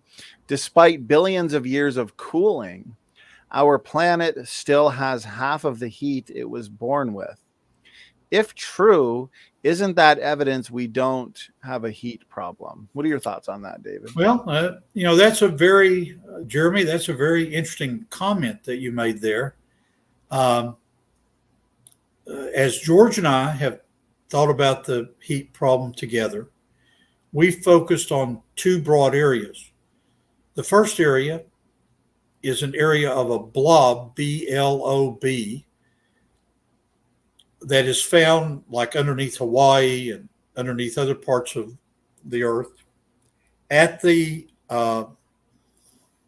level of the crust mantle boundary and then going up through the Earth's crust.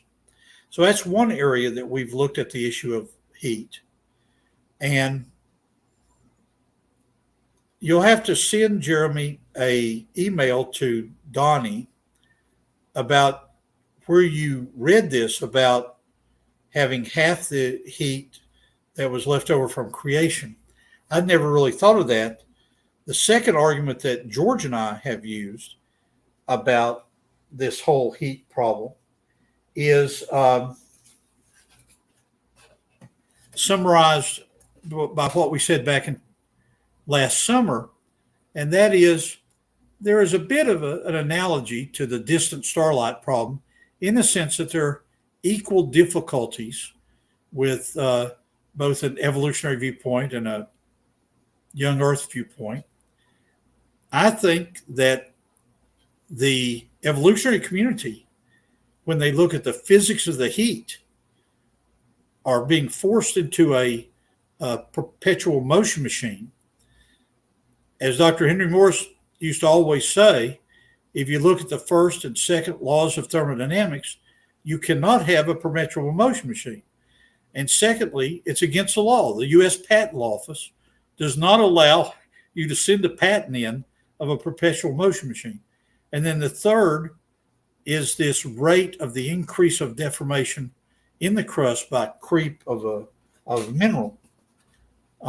And so send Donny the reference for that. I must admit, I've never heard of the Earth retaining half of the heat from creation. So that's an interesting point.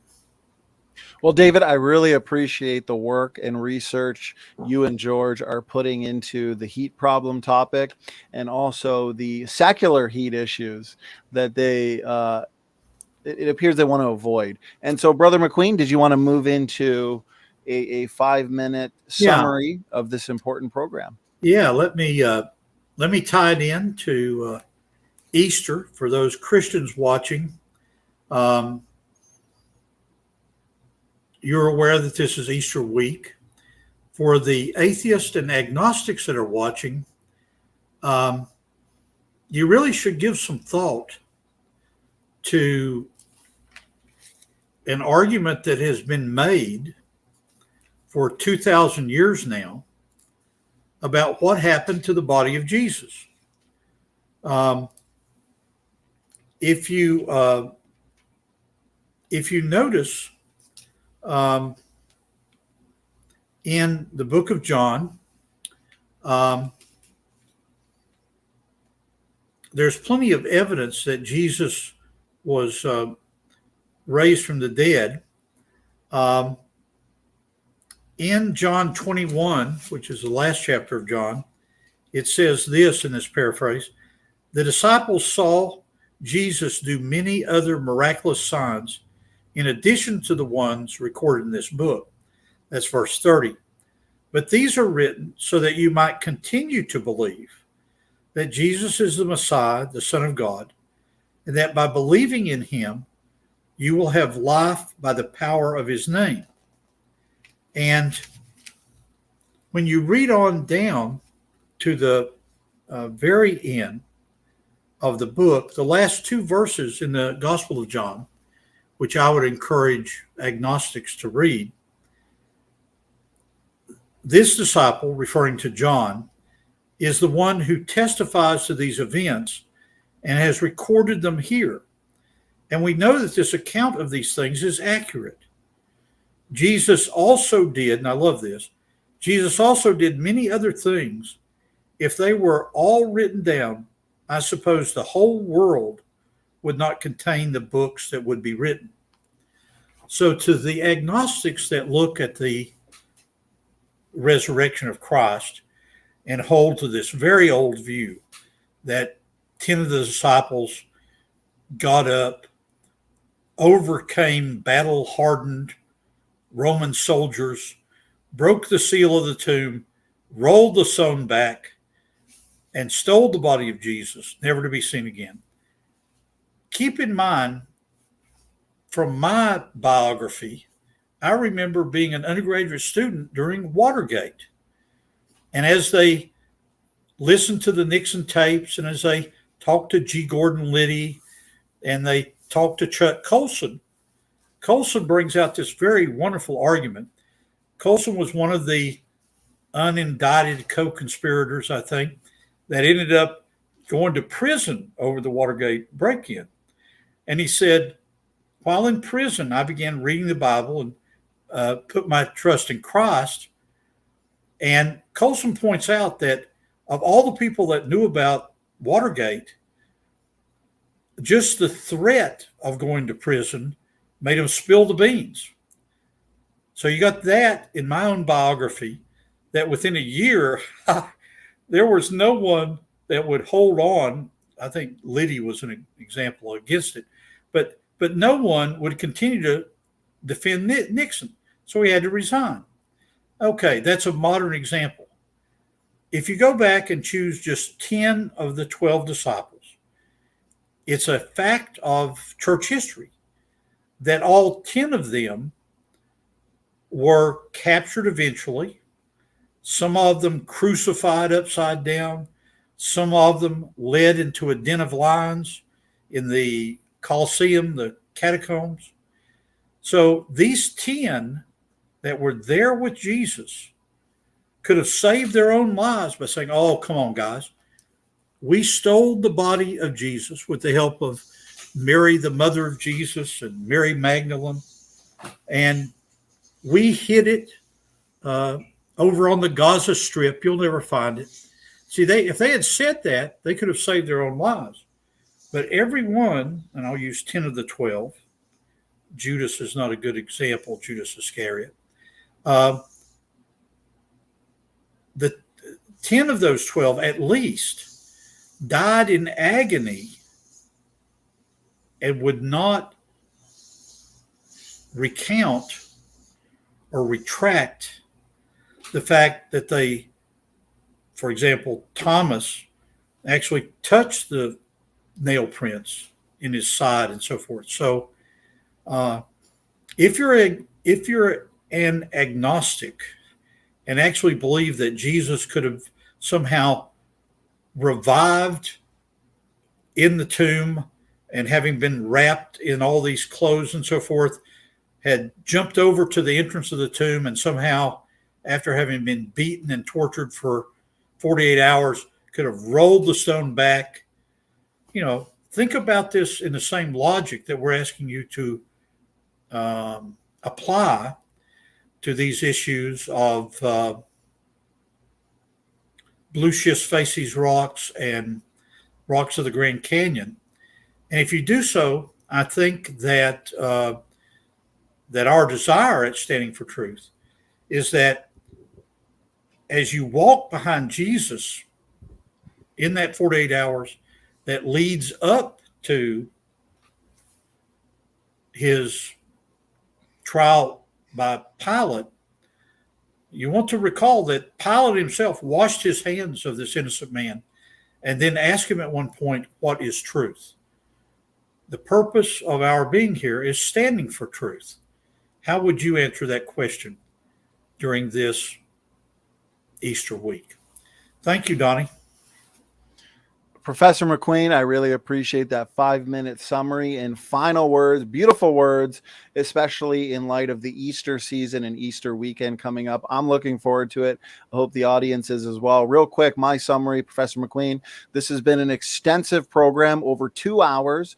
And so we still have people joining us. I want to let them know that at the beginning of the show, we played a clip from a debate between Hugh Ross and Eric Hovind, and Hugh Ross put forth a challenge or argument against us young Earth creationists that had to do with metamorphic rocks and metamorphosis during the flood. Professor McQueen, you dealt with it comprehensively. This is an important program, and I want to recommend people share this content around.